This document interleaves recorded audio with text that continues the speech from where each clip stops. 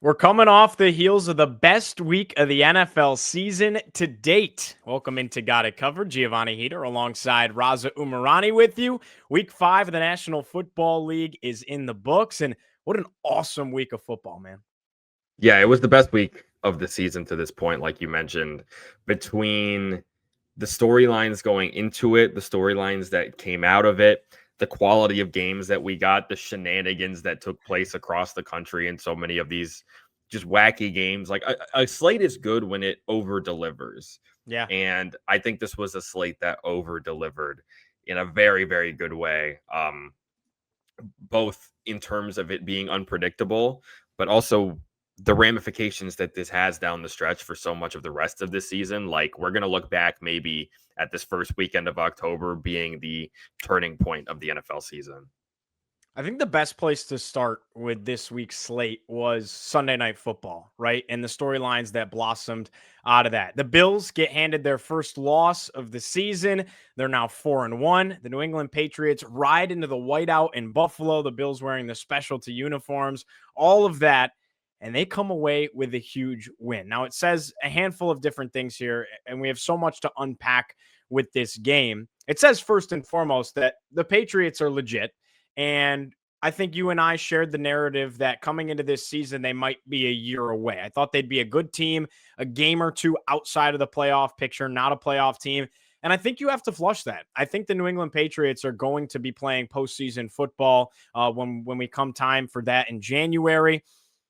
And then the other thing with that is this is just one bad game for Buffalo. Like, I don't think there's any kind of panic button to hit here. Josh didn't have his best stuff. The Bills end up turning the ball over 3 times, twice in the red zone, and they set up the Patriots with a turnover inside their own 20-yard line to gift the Patriots an opportunity in its own red zone. Like, this is just one bad game for Buffalo. Curious to hear your thoughts on this, and then I have a lot more to say.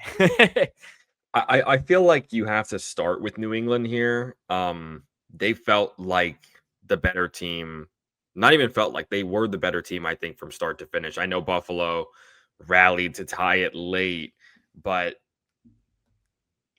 and I'll be honest, when it was 20-20, I may have put a cheeky little live wager on Bills money line when they were like minus 156, because I was like, psh, it's going to go to overtime and Josh Allen will get the ball and whatever. The story is New England, and then really the story is Drake Maye.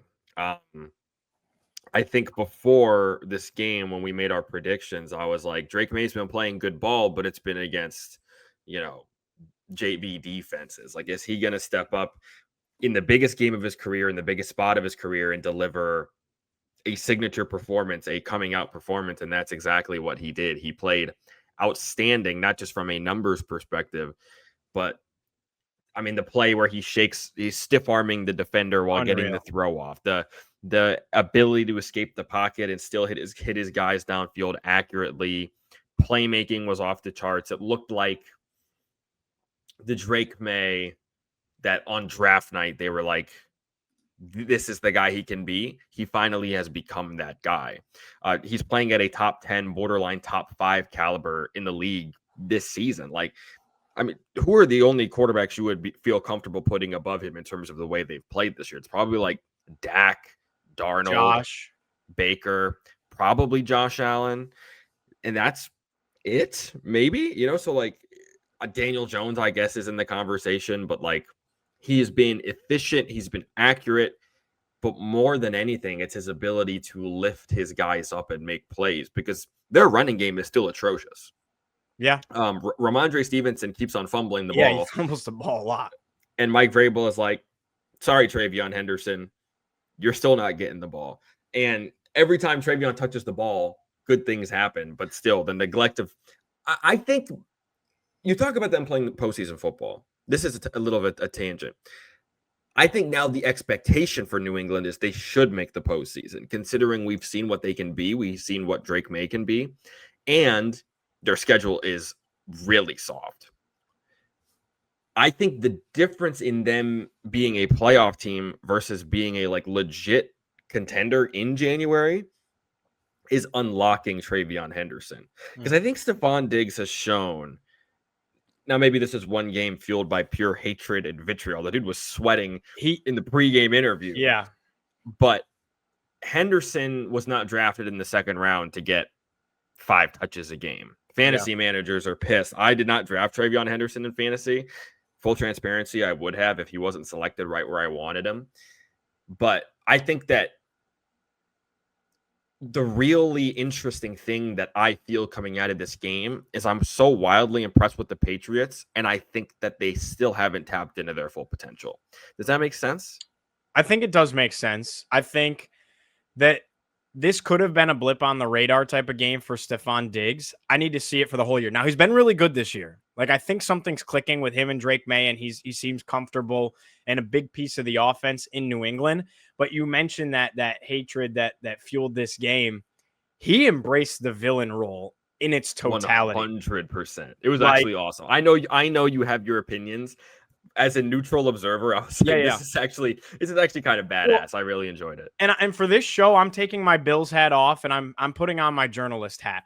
From a storyline standpoint, cinema. Sunday Night Football was awesome, right? Mm-hmm. No question about it. He goes out there, has 10 catches, 146 yards, and every time he caught the ball, you could feel the angst within him, right? Mm-hmm. Like getting up from the tackle with the flexes and like the snarls. Like, he was a villain and he embraced every ounce of that role because of the way he left Buffalo. He was called a diva, and I do think his behavior did warrant that at the time.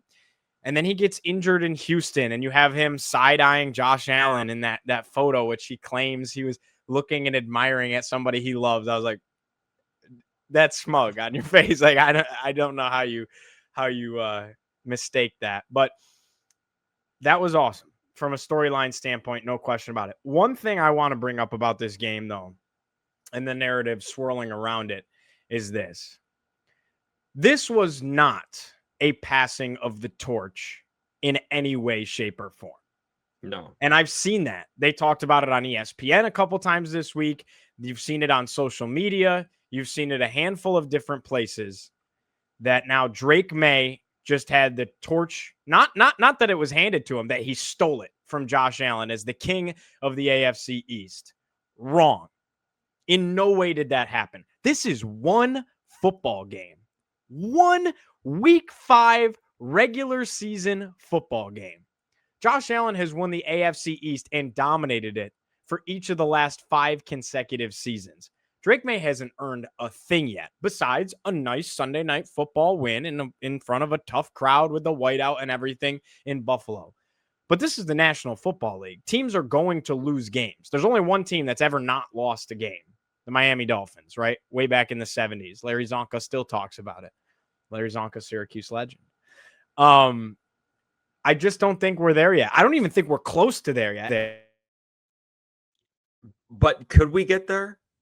If the Patriots live up to the potential I say that they can, because they have an easier schedule. Buffalo does have a very easy schedule because the whole AFC East has a very easy schedule. Is it possible that there's a world, right?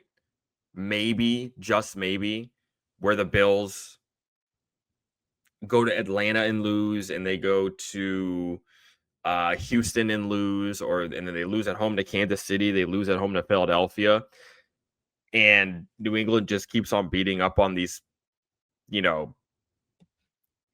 soft tomato can opponents. Is there a world where that happens? Because I don't think Buffalo's going to lose this division, and I don't think this game itself is a passing of the torch moment.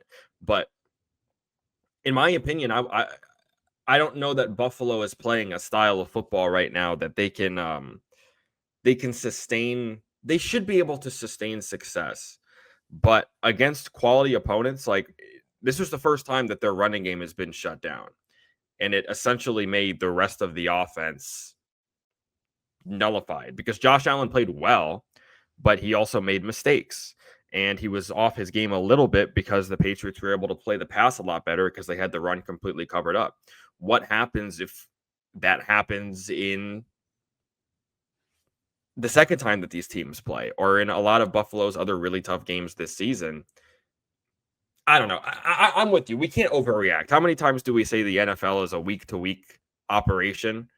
We cannot sit here and say Buffalo's magically going to lose the AFC East when they are still the most overwhelming favorites to win their division. It's not happening. I mean, look at Pittsburgh. Pittsburgh's 2 games up on Baltimore, 3 games up on Baltimore, and Baltimore is still favored to win the division.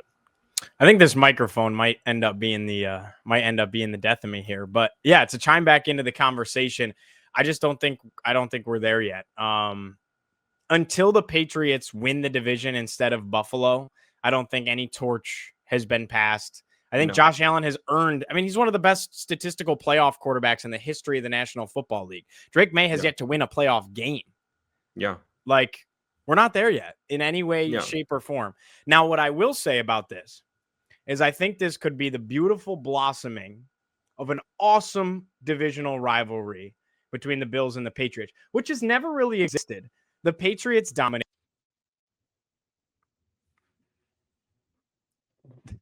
You're all good. I'm going to roll with the other microphone. Can you hear me? You're good. Okay. Yeah, I got you. All right. The Patriots dominated, right? And before that, it was the Dolphins and the Jets and the Bills and the Patriots somewhat kind of mucking it out. And nobody really had dominance purely year to year. And I think the Bills at that point would consider their greatest rivalries in the division to not be New England, but Miami and New York, right? And now you're at a spot where the Bills are the dynasty of the league, so to speak, and they're dominating the AFC East. And nobody's really contended except one year when they played in Week 18 to decide a winner, Miami and Buffalo, a couple of years back. Nobody's really sniffed it. This could be a turning point in the sense that now you could have 2 playoff teams coming out of the same division in the AFC East, which hasn't happened in a very long time. I know Miami's made the playoffs a couple of times, but where they're truly a threat and you're duking it out all season long, who wins this thing? And I'm looking at, the Bengals and the Ravens, or back in the day, the Steelers and the Ravens duking it out for the AFC North. And what you're going to see, I think, this year in the AFC West with the Chargers and the Broncos and the Chiefs duking it out, right? I don't know about the Chargers anymore. No? Well, we'll get there. We will get there, but Broncos, I think, have a better shot than the Chargers do. We'll get there. I just think that what you have right now in the AFC East, you could see a fun new rivalry blossoming between Allen and Maye and the Patriots and the Bills. I agree, and I think that's good for football. I think that's good for the Bills, because the knock on the Bills is always like, oh, they get to sleepwalk through their division. Like Jackson and Burrow are in the same division, and like, for what it's worth, the AFC West has some pretty good teams as well. Now like in the NFC, you have Jordan Love, JJ McCarthy, Caleb Williams, and Jared Goff all in the same division. Jalen Hurts now has Jaden Daniels and Dak Prescott in that division. Like the Bills could use the boost of the bottom line, so to speak, in the division, even though the Dolphins and Jets are still horrible. If the Patriots are there to give them a little push, kind of like Gio we saw in 2021. Remember Mac Jones's rookie year when New England went into Buffalo and won in the negative degrees with like 3 passing attempts for Mac Jones. But this one's more sustainable. Sure. So, and then what happened in the playoffs? Josh had the greatest playoff game in history. Yeah, greatest playoff game in history. That's the same year, right? That's the same year. Exactly. So I think this is going to be interesting to monitor moving forward. I know they don't play each other again for a while, but Bills are going to be fine. Patriots have all of a sudden become extremely fascinating, and it's hilarious that the Patriots have become like at least from a neutral perspective, like likable, and you kind of want to root for the Patriots with this young core that they got and Mike Vrabel. And the reason I'll disagree with you is because of how obnoxious Patriots fans have handled things since Sunday Night Football. Yeah, but you're looking at it. You're not in the division, so it's exactly. And that fan base has got 6 championships in 20 years. Like, they don't know how to act. Period. But I love Drake Maye. I loved Drake Maye in college. I mean, people who know me know that for a while I wanted Drake Maye over Jaden Daniels in the draft. That wasn't the case on draft night, contrary to popular belief. But for a little bit there, I did want Drake Maye in DC. So and I have a lot of friends who are Patriots fans. So he's a good ball player. For the kid.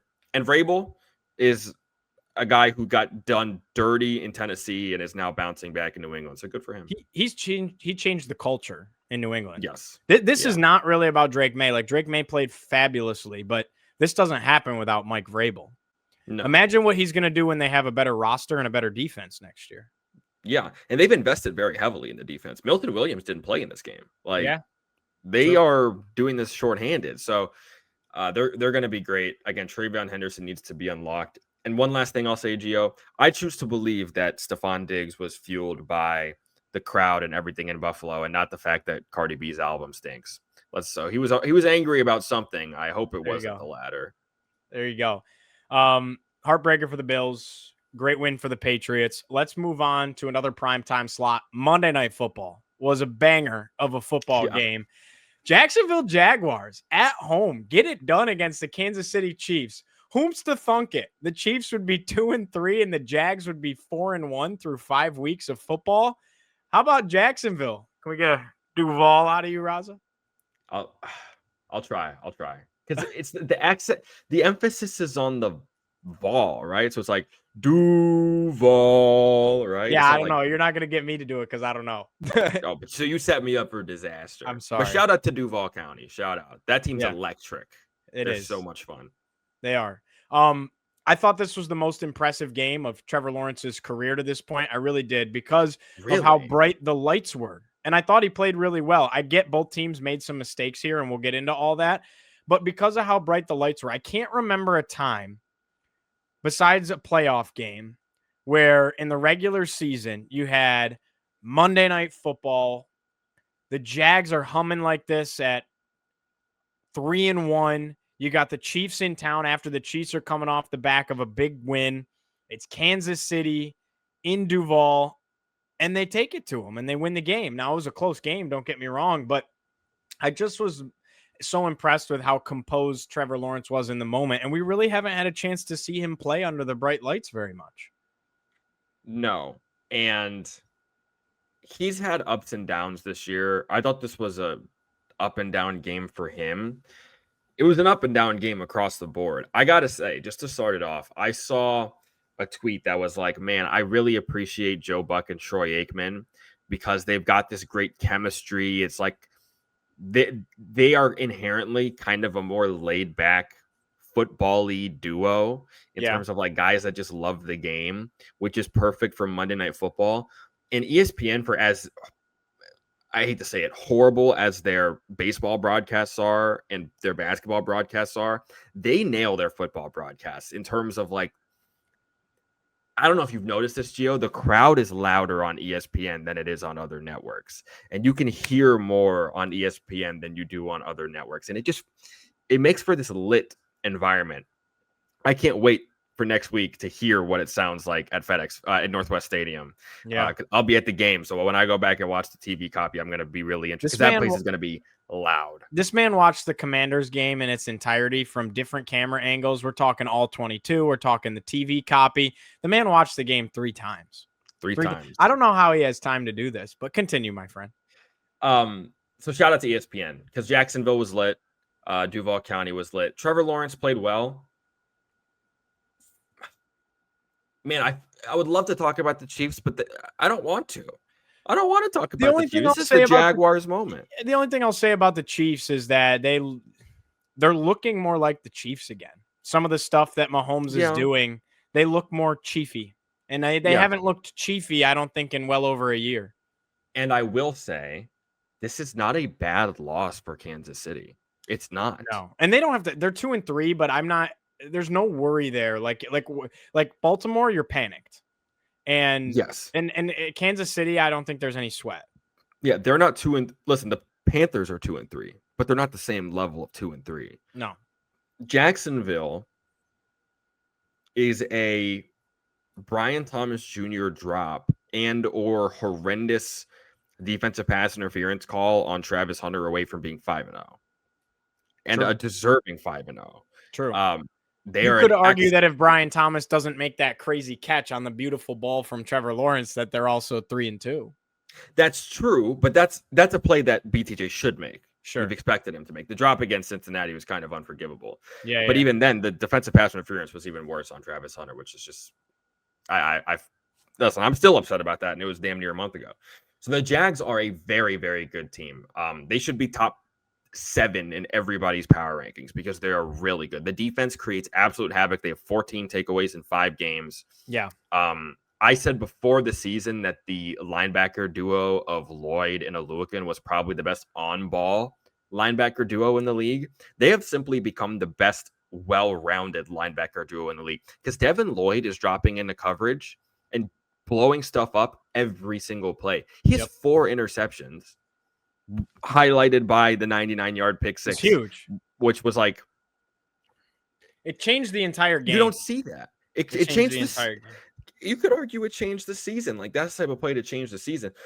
I feel like the Jags had 5 different plays in this game. Yeah. That were like season catalyzing plays. The BTJ catch, to your point, the Travis Hunter catch over 2 defenders. That was obviously Lawrence's game-winning touchdown where he stumbles over. It's like playing hackety, stumbles twice. Yak music, stumbles twice. You got the clown fiesta going on, and he finds his way into the end zone. Like, the story of this is Jacksonville to me. They've asserted themselves now as a bona fide contender in the AFC, which is blown apparently wide the heck open. You know, why not Jacksonville with the way Liam Cohen's got those guys playing on offense, with the way their defense again is like I've said for 3 weeks in a row, there's no way the defense continues this trajectory, and they've just kept on doing it. So yeah, while their defense is still going crazy and their offense is finding ways to win late in the game, like they did, like they should have against Cincinnati, like they did against Houston, like they did in this game, and even like they did against San Francisco. That was all 3 phases that made it happen in San Francisco, because remember, Parker Washington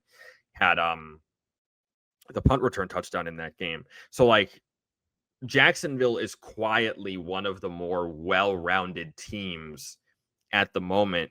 The defense might still be ahead of the offense, but we know how good the offense can be. If Trevor Lawrence just keeps on playing well enough,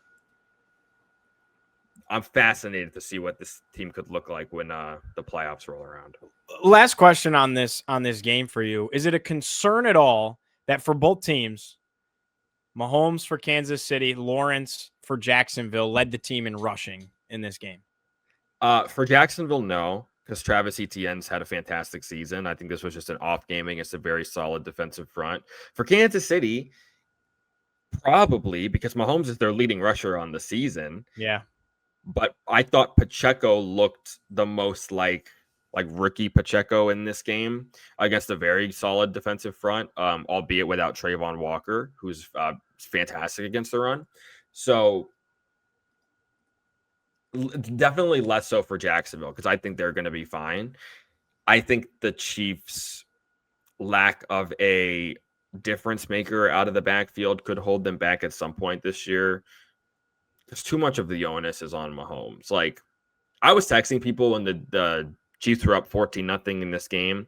I was like, Mahomes is the MVP through a month, in my opinion. And I probably would have contended with that opinion if they had won this game. I still think he's probably in my top 3, like with Baker Mayfield right now.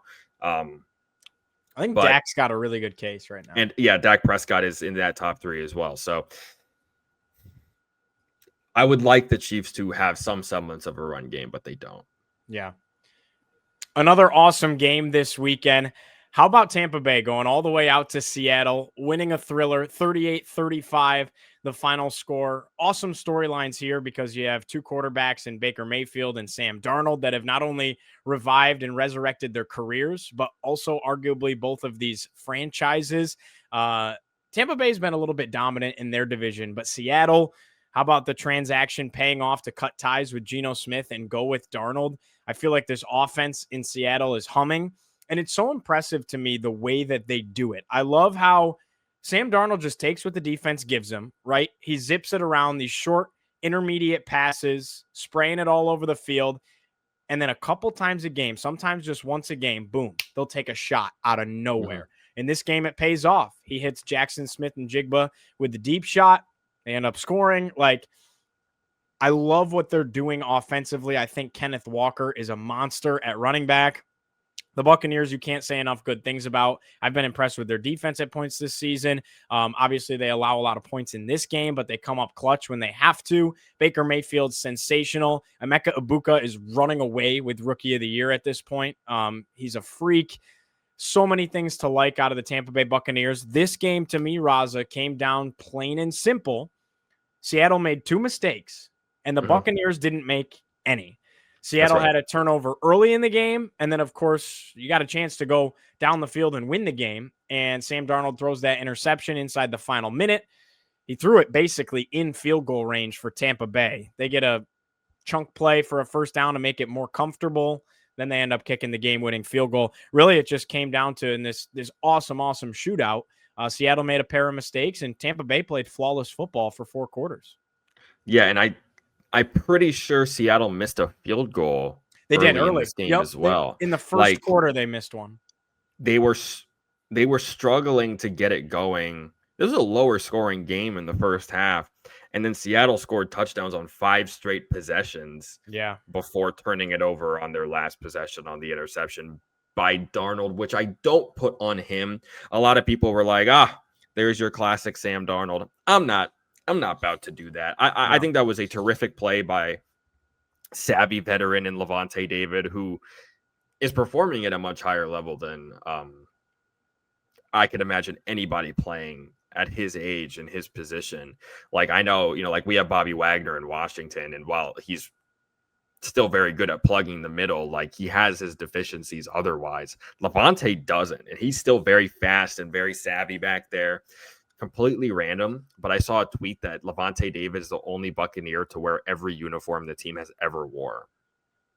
Like the white creamsicles, the creamsicles, their base uniforms now, which were their old uniforms before they went to the alarm clock numbers, and then he's also worn the alarm clock numbers. So he's worn every single uniform the Buccaneers have ever had. Very cool. That's like, not many players can say that about their franchise. And I'm a uniform guy, so that's pretty dope. Well, this uniform matchup was spectacular. Oh my Seattle God. Was in the throwbacks. Probably the matchup of the year, if not the ever. Yeah. Dude, when they announced that they would be doing this back in like July or August, I was like, dude, you got to find me the biggest screen possible. And it was a big game too, which makes it that much better. With Kevin freaking Harlan on the call. Oh, that was the other thing. Kevin Harlan hooped. I mean, this game had everything. It was it was awesome. This was the game of the year in broadcast. Yeah, it was awesome. So I don't know. I don't know if it was game of the year. I think that Bills Ravens game was still bonkers, but probably the non-primetime game of the year. Okay, yeah, valid. Yeah, I would say, because even like last week we had the Packers and Cowboys score 80 points on Sunday Night Football. You can't pick a tie as the game of the year. Oh. Yeah, I guess you're right. You're right. Bills Ravens then, obviously. So I think both of these teams are fantastic. I also think both of these teams are incomplete. Obviously, the Buccaneers have their laundry list of injuries that they continue to overcome, but they're 4-1 with all 4 wins being by 3 points or less. They keep figuring it out. And 3 of the 4 coming on game-winning field goals on the last play of the game. So is it sustainable? Like, I don't know. But, I read something interesting yesterday. People said that Kansas City's style of winning last year was unsustainable. Well, they did it all the way to the Super Bowl. They said Washington's level of winning was unsustainable. Remember, Washington won 6 straight games on the last play of the game. Right. They did that in the playoffs against the Buccaneers. Like, it continued. Sometimes when you're hot, you're hot. And for me, it's not a matter of it being sustainable because they're not fully healthy. When they are fully healthy, they're just going to blow people out. Yeah. But think about who didn't play in this game. Bucky Irving, Tristan Wirfs. They had a patchwork offensive line. Jamel Dean has still not been playing. The secondary got absolutely toasted. And the secondary is going to be a weak spot even when it is healthy. They have one of the worst pass defenses in the NFL, which was just on full display with Sam Darnold tearing them up. But their run defense is fantastic. Baker is playing at a incredible level. You know who there were 30 fans of this that watched this game neutrally. 29 of them really enjoyed it. You know who's the one that didn't? Who? The Carolina Panthers. Yeah.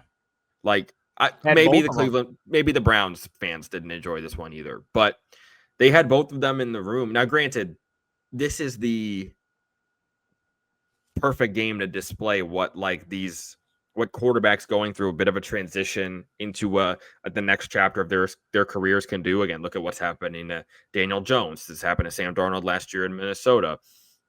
I can't remember a time where you've had this many resurrections in quarterbacks, though. I agree, because we grew up in an era where everybody just stuck around. You and I grew up with. I mean, it was crazy because Peyton felt like he was a lifelong Colt and a lifelong Bronco all at the same time. Right. And he was like the only one that ever moved. Exactly. Brady, Eli, Rivers. I mean, even Phillip Rivers was in San Diego for forever. Yep. Roethlisberger. Like, these guys were in the same place. Even Rodgers was in Green Bay for forever. Exactly. Matt Ryan in Atlanta, if you want to throw him in the conversation. So, yeah, sure. He played in a Super Bowl. Exactly. And won an MVP. Like, it's a very cool thing that we're seeing. So shout out to both of them. They're both, in my opinion, playing at MVP levels. Sam Darnold has been remarkably efficient. I know that's the word I use every time, but that's the best word I can use. I just hope he doesn't turn into a pumpkin like he did at the end of last year. Remember how it was like, I mean, we were all so high on him in Minnesota, and then it crashed and burned it crashed and burned so bad that we went from thinking, oh, this is the quarterback of the future in Minnesota. They're going to re-sign him and trade away JJ McCarthy. And then in a matter of 2 games, that dissipated. I still think they should have done that. You think so? I mean, you're seeing it now. You're seing why they should have now. And I mean, Jackson Smith and Jigba, I mean, he would have had Justin Jefferson and Jordan Addison. And it's like, it's pretty, the receiver room is pretty interchangeable. I mean, I would take Jefferson over pretty much anybody. But look at Torrey Horton, who's becoming a stud. 3rd round pick out of Colorado State. Like, oh, dude, that throw to Horton too on 4th down. Darnold to Horton on the 4th and 2. What a play by Darnold to keep the play alive. And now, like, AJ Barner's becoming a huge red zone threat. Like, each of these teams, man, has so much to like. I pray to God they play each other in the playoffs, because that's what I'm saying, bro. Like Tampa was the first team to make they were the first team to make Seattle look pedestrian on defense this season, and they did it with a very, very, very beat up offense. So what happens when the full strength Bucs play the full strength Seahawks in January? I would like to find out. Now, Seattle has a much tougher path, being in the NFC West with a very good Rams team, a very good 49er team, and who knows what the Cardinals are, especially after last week. I think Tampa's obviously going to run away with the NFC South. But these are 2 awesome quarterbacks. These are 2 awesome offenses. These are 2 stud wide receivers. It warms my Buckeye heart to watch Emeka Egbuka and JSN go band for band, because I loved them both so much when they were wearing the scarlet and gray. And they are also each my starting fantasy wide receivers. So, and I still lost, by the way. I had both of these guys, and I even had like Sam Laporta, who put in a nice game for Detroit, and all these other star players. I was the 2nd highest scoring team in my league with JSN and Egbuka, and I lost to the highest scoring team in my league, which is a shame. That always happens to you. It always does. But with both of these guys in my lineup every week, I should be chilling. So amazing game. So much fun. Beautiful uniform matchup. The shot of Egbuka catching his over-the-shoulder touchdown with like the sun coming in the shadows was like my favorite photo of the season. Yeah, no question about it. Awesome football game. I hope we get to see it again in the postseason.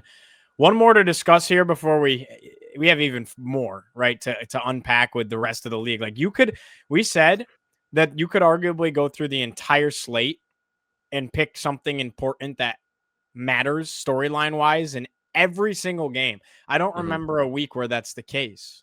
It's such a fascinating week of football. But one more to deep dive into somewhat here. Denver takes down Philly in Philadelphia, 21-17, the final score.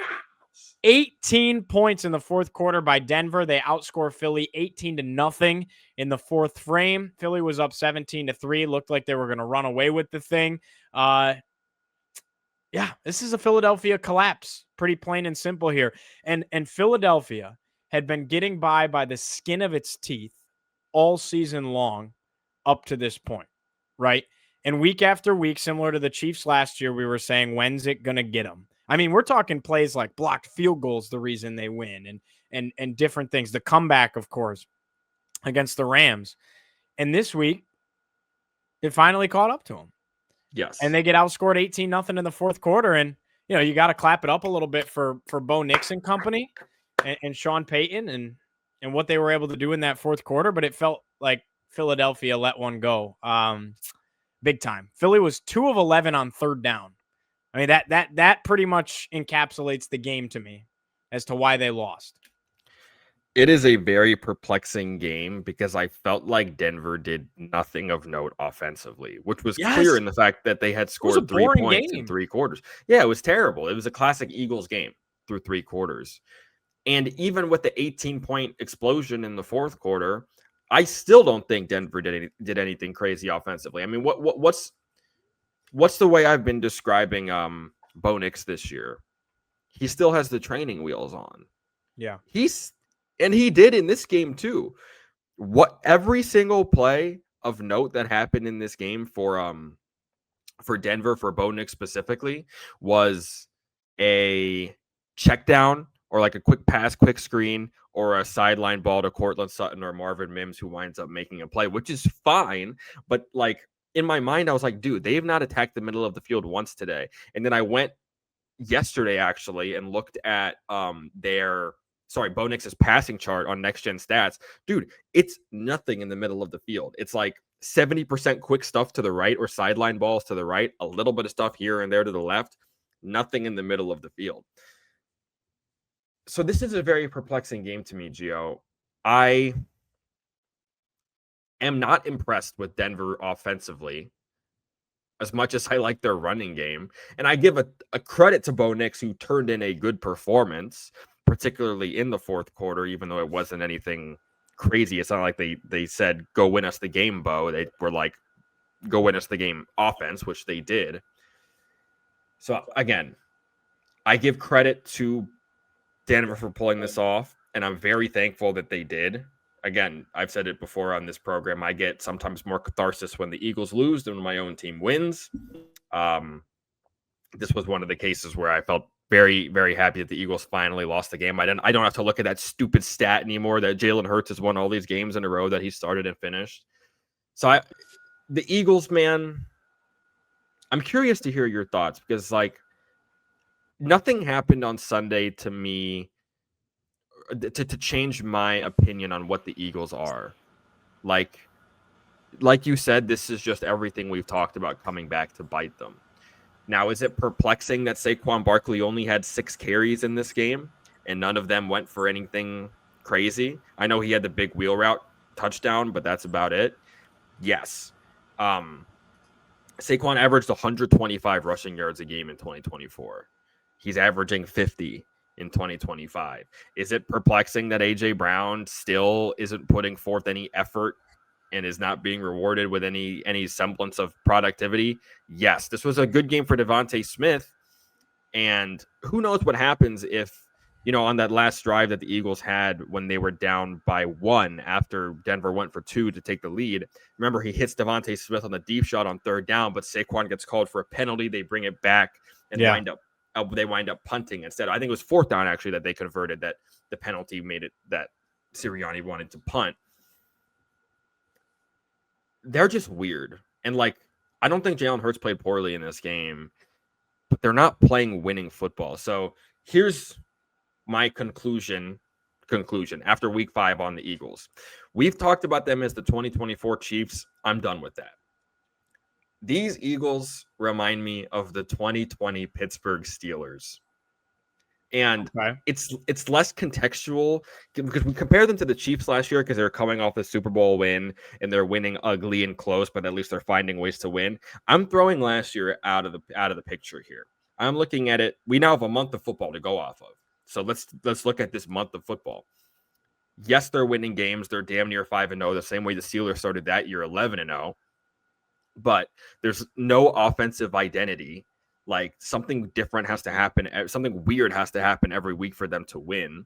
The players are starting to like turn on each other. That locker room has really weird problems in it right now. And I don't know that Sirianni has a tight enough grip on everything, because this whole AJ Brown, Devontae Smith stuff, Gio, is getting out of control.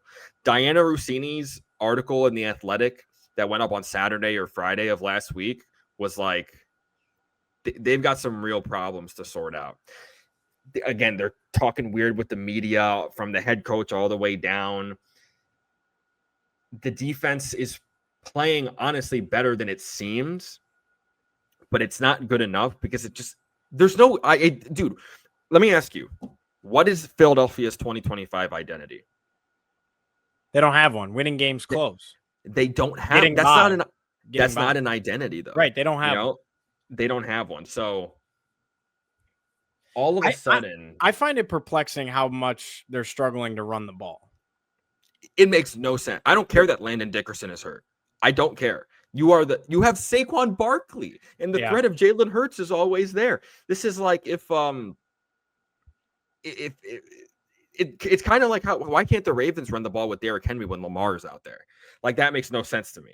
This makes no sense to me either. Those were the two best running backs in the league last year. They put up historic numbers, and this year neither of them can run the ball.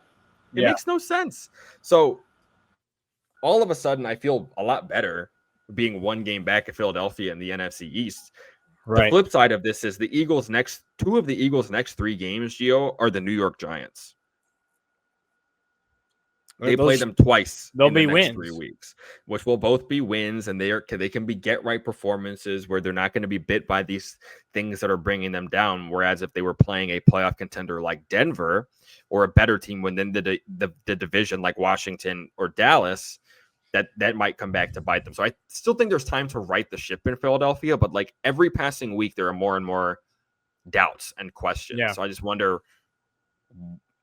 is it going to fall apart? And when is it going to fall apart? Or is it going to starting to show? Or is it going to click? Which could happen in this stretch against the Giants. I see that more likely that it clicks than it falls apart. I actually felt like they prioritized early in this game. It felt like they were trying to prioritize targeting AJ Brown. I almost found it laughable that they were targeting him. And it felt like there was a statement trying to be made. That's just how I saw it when I was watching this game. Maybe I was reading too far into it and the thoughts of that article and stuff were just creeping in, but it felt like they tried to go his direction in this game. But did you remember the play where he's open on the deep shot, should be a touchdown, but he stops running on the play, when Jalen Hurts throws, and then he can't catch up to the ball, and Jalen Hurts like, what the hell? I mean, he had 5 catches. The little things. He had 5 catches. He had 8 targets. He had 8 targets. He had 2 less targets than Devonta Smith. They went his way. He has 150 receiving yards this season. It's just not. It's not good enough. It's AJ Brown. So they're lucky that Devontae Smith went to work. Now, I will say some of this is like the Patrick Surtain effect, but this has happened against everybody. So I don't know. I'm interested to see what it looks like, but I can tell you, I don't want this to come back to bite me. I can tell you, I feel better about Washington's chances in the division today than I did 7 days ago. Fair. Very valid. Very valid. Let's go ahead and talk some other storylines here before we wrap up the show. Feels like it was played 2 weeks ago. Almost was actually at this point a week ago. But Thursday Night Football last week. How about the banged up 49ers getting it done, invading SoFi Stadium? It was full of Niners fans. We knew that was going to happen, but awesome game. Really was a terrific game. Overtime thriller, 26-23, the final score. Good for the Niners, man. I mean, they're a good football team. Mm-hmm. They're fantastic. Short anecdote. I may or may not have, I will not confirm or deny, I may or may not have lost my entire FanDuel balance over the course of this game. That's pathetic. You got an issue. Listen, we've all been there. We've all been there. I have not. I've never emptied. Can I tell you why? Can I tell you why? Why? I put half of it on Rams money line. And then it was a Rams money line in the under. Yeah. So I could get it to plus money because the Rams were like minus 425 on the money line. So I also tagged in the under to get it to plus money. And then when the 49ers forced the fumble on the goal line on Kyren Williams. That was crazy. That parlay was essentially dead because the Rams could not win the game without the game going over at that point. So I then put the other half of the balance on Rams live money line because they were plus money after the fumble. Oh, man. And I was in good shape going into overtime. And then they blew it. So the Rams cost me. The Rams in more took ways than one. your lunch money. They did. Don't gamble, kids. I give a ton of credit to San Francisco. Kyle Shanahan should be coach of the year at this point with what he's done. Mac Jones thugging it out through injury in this game, eating a freaking banana on the sideline, and like he's an been absolute saying G. all the right things too. Yeah, like this is if still you listen Brock's to his team. media, Yep. Awesome. So the 49ers are quite inspiring at the moment. So I give a ton of credit to them. They deserve to be in first place. Again, if we're playing the if but maybe game, they are a turnover filled fourth quarter against Jacksonville away from being 5-0. You know what I'm saying? So just like the Rams are a successful kicking operation in this game and against Philadelphia away from being 5-0. So these are two fantastic teams that will obviously see each other again later in the year in San Francisco. So a great rivalry. Every time McVay and Shanahan get together, it's absolute cinema. It's a fun game, not fun for the bank account or for the FanDuel account, I should say. The bank account's intact. Don't worry, Dad, if you're listening. Yeah. But I have a problem with Kyren Williams. His fumbles are becoming an issue, and they can't bench him for Blake Corum because Blake Corum gets benched every game for fumbling. The Rams have a ball security issue, and it's not Stafford being lackluster with his decision-making. He's playing at an MVP level. It's the running back's inability to hold onto the ball. It's the reason they lost to Philadelphia in the playoffs. It's the reason they lost this game. That and their special teams are going to that has to tighten up. The Rams are going to be in the playoffs, but those are the things that will kill you in the playoffs. So they got to fix the little things. Yeah, you're absolutely right.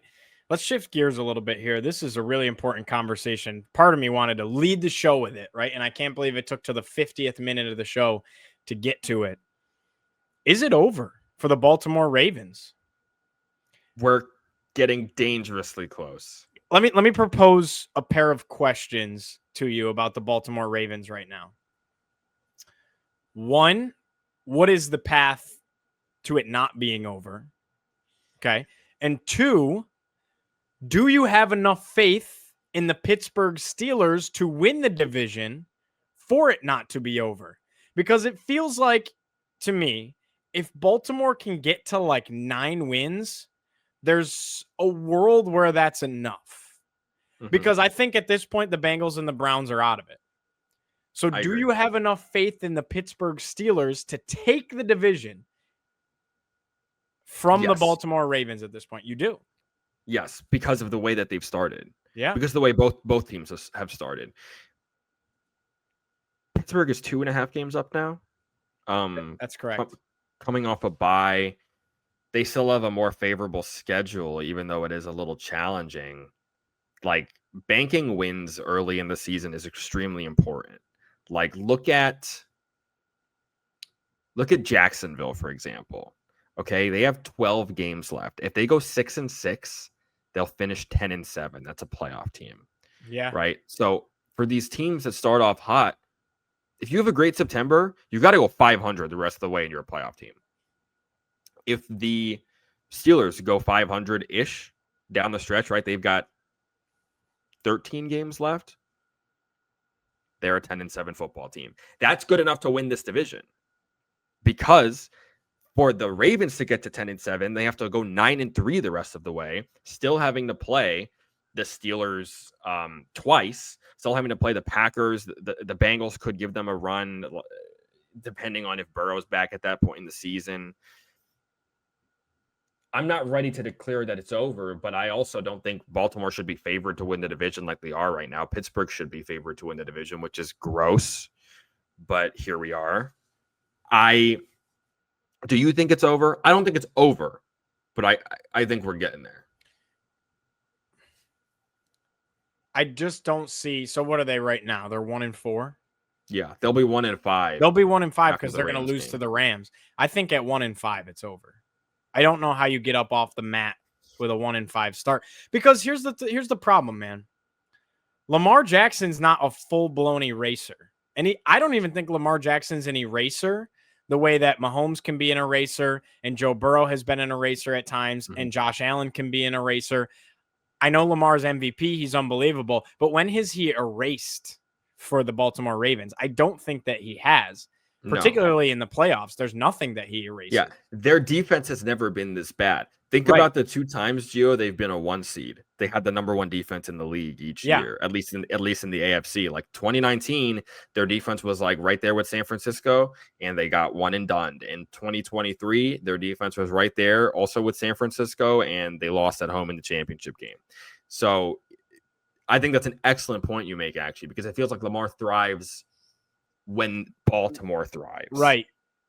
When the pressure's on Lamar, I don't think that he shines. And I don't think this team's built right now, and they're not making the right decisions for them to succeed with anybody but Lamar having these crazy games, right? Defense is not only playing poor, but they're also completely decimated with injuries, right? And then we talked about before, they're not running the ball enough. Number 1 in the NFL in average yards per carry going into this past week, right?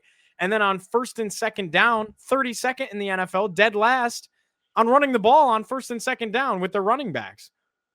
Why they're not giving Derrick Henry the football on first and second down and last in the NFL in doing so doesn't even, I can't wrap my head around that. I just can't. But he's not playing well either. He's fumbling the football too. And dude, I talked about Ibuka and JSN on my fantasy team. There are times where I open my phone, Derrick Henry's my RB1, my first round pick, and I see 6 carries for 8 yards. And I'm like, how? Like, you're Derrick Henry. You have to try to have 8 yards on 6 carries. Right. It's absolutely unbelievable. So nothing's going right.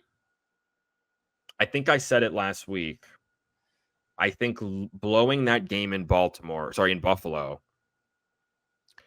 set the season off on a path that is not recoverable. But it shouldn't have been that way. Everyone said after that game they're going to be fine. Yeah, but Harbaugh's clearly lost the locker room, and that defense is clearly horrible. I don't know what Zachary Orr is doing Monday through Saturday in that building, but it's not anything productive, clearly. And he's watching Got It Covered. He must be. Yeah. Hi, Zach. I mentioned it before. Kyle Hamilton talking about how Ravens fans are spoiled. I think Ravens fans, as much as I don't like them, have every right to be upset with the product that's on the field because it's horrible. This team was a Super Bowl favorite going into the year, and they are 1-4. 1-4. They are an abysmal watch. The wheels are falling off very quickly. I'm not ready to declare that it's over just yet, but I think after next week, I might be ready to do it. You never know what could happen if Lamar comes back and hamstring injuries are tough, man. Yes, and to your point about overcoming obstacles, the defense isn't going to get any better. They just traded away Odafe Owe, who I thought was one of their better pass rushers. Apparently, it's just not a fit there, whatever. I think he actually is going to be very productive for the Chargers. I love that move a lot for them. So who knows? But it's like there's one crack that's left to be done before the whole glass collapses. Let's put a ribbon on this thing. I'll give you the floor to talk about your Commanders. Just a couple things worth noting before you do that. Daniel Jones firing on all cylinders in Indianapolis. They come away with a nice win. Cowboys beat up on the Jets. Dak is looking, in my opinion, like the MVP of the league right now through 5 weeks of football. The Jets are bad. The Jets are bad. Really bad. Jets are bad. Titans pick up their first win because Arizona literally handed it to them by dropping the ball before they got into the end zone. Did you see Jonathan Gannon hit him? He was fined $100,000 because he was laying in him on the sideline, DeMarcado, that is. Yeah. And shoved him really hard at the last moment.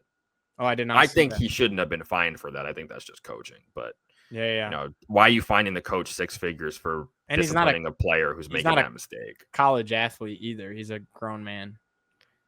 Yeah, I didn't like that fine, but whatever. So the floor is yours to talk about your Commanders' triumphant win in Jaden Daniels' homecoming game at SoFi Stadium, where he pulled out the belt against the Chargers. Hey, read the shirt. It All says, hail the king. there you go. That's a dope shirt. That's a really Thank good you. shirt. Thank you. My coworker described this game as the battle for the 6th best quarterback in the NFL. And I kind of liked that delving. I think, granted, one game isn't the end all be all, but if we can agree that the top 4 is some order of Mahomes, Allen, Burrow, Jackson, and Stafford, these are the 2 names that'll often pop up for 6. Now, granted, this season has gone differently, so guys like Baker Mayfield should be in the conversation as well. Even But Dak, enough probably. about that's very true. But enough about that. Justin Herbert's not worth talking about in this game. The Chargers aren't really worth talking about in this game, although I will say that you want to talk about the wheels coming off a team. The wheels are starting to come off Los Angeles because they are a Denver choke away from being 2-3 with 3 straight losses. I'm not worried yet. I'm worried because their offensive line is in tatters. They had to use 2 different right tackles, 3 different right guards. Omari and Hampton's now on injured reserve. Ladd McConkey has been very quiet. Quentin Johnston still has ball security issues. And Justin Herbert, listen, you know I'm a Herbert guy. I don't know I see enough from Justin Herbert to elevate this roster. The elite quarterbacks elevate the guys around them. Do you think Justin Herbert is an elevator? No, not yet. I don't think so either. I think he could be, but we've been saying that for a while now, and now he's been in the league for what, 6 years? This is his 6th year in the league, and he's extremely talented, but I just don't see it. So I'm a little concerned about the Chargers. I also think their defense is vastly overrated, although I think that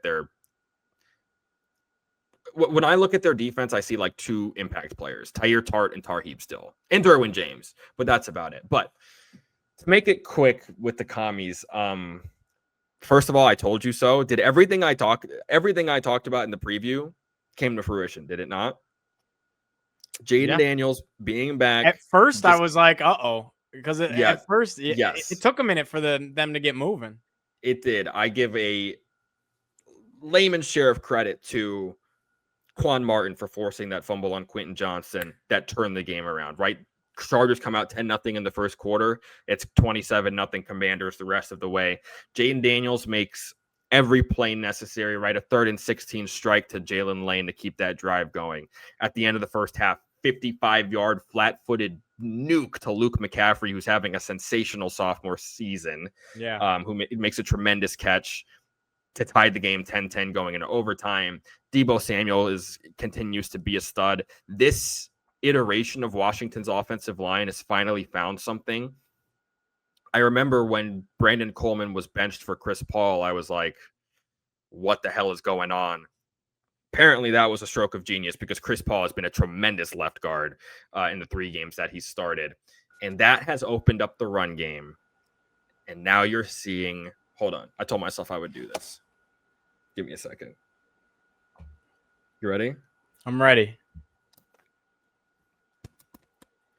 Dollar bill, or in this case, a $10 bill. Bill has arrived, and it is tremendous to watch that kid work. He has it. You know, it's hard to describe, but you saw it. Him running the ball, his contact balance, his vision, his speed, his burst, his ability to break tackles. He's got it. And with Jaden being back, clearly not really limited by the knee injury, despite wearing a brace, he was still moving around tremendously.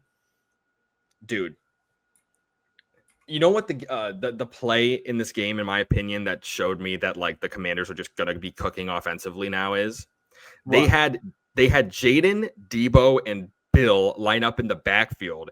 Then they like rotated them so Bill took the direct snap and they ran fake jet counter the other way with Bill on the direct snap with Deebo and Jaden running the other way. I was like, oh my God, Cliff Kingsbury is an absolute sicko. Like there's even without Terry McLaurin, a lot to account for with this Washington offense, which with all credit to Marcus Mariota for being a stud, is just not there without Jaden Daniels in the lineup. And he makes every play he does he needs to win the game. They go on that statement long drive, capped off by that 4th down touchdown throw to Deebo Samuel. So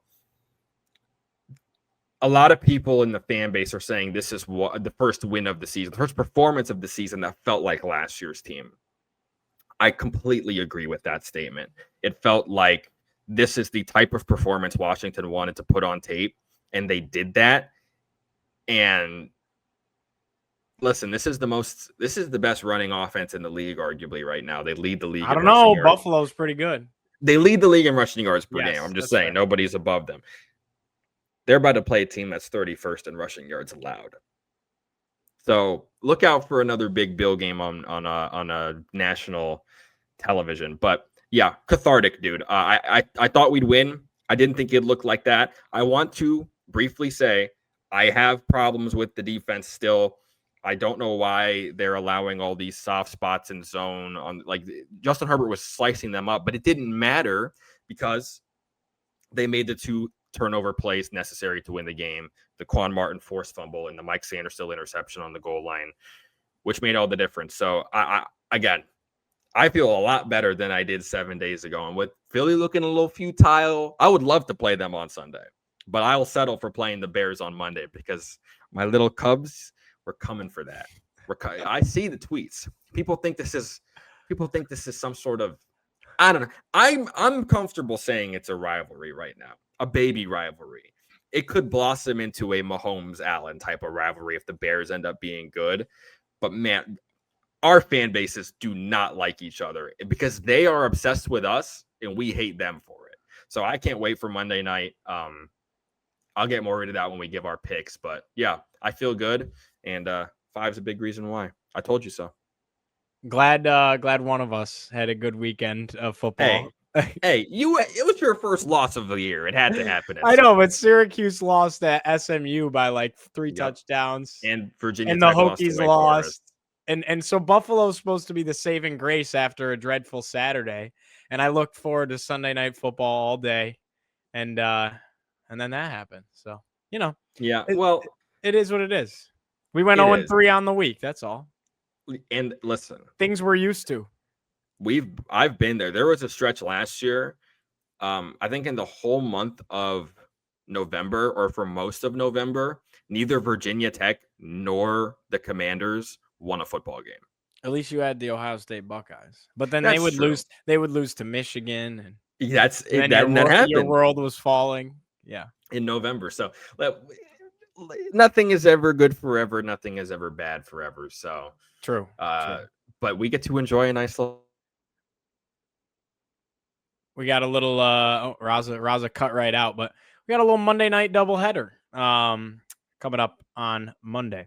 Well, as always, you can find us at Got It Covered FB on all the socials. With that, Raza's not coming back apparently. So for Raza, I'm Gio. We're out. We'll talk to you next time.